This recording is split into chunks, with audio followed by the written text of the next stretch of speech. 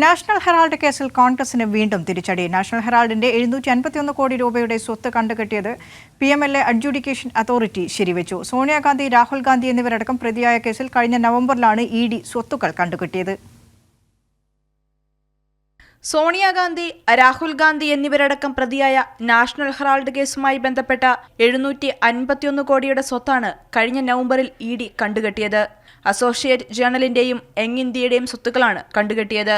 ദില്ലി, മുംബൈ, ലക്നൌ എന്നിവിടങ്ങളിലെ 661.69 കോടിയുടെ വസ്തുവകകളും AJLന്റെ 91.21 കോടി മൂല്യം വരുന്ന ഓഹരികളുമാണ് പിടിച്ചെടുത്തത്.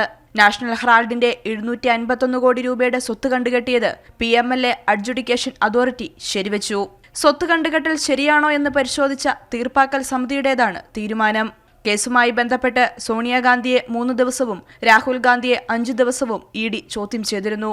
യങ് ഇന്ത്യ എന്ന കമ്പനിയിലേക്ക് 2019 വരെ ഷെൽ കമ്പനികളിൽ നിന്ന് പണം കൈമാറ്റം ചെയ്യപ്പെട്ടുവെന്ന രേഖകൾ റെയ്ഡുകളിൽ കണ്ടെത്തിയതായി ED അവകാശപ്പെട്ടിരുന്നു.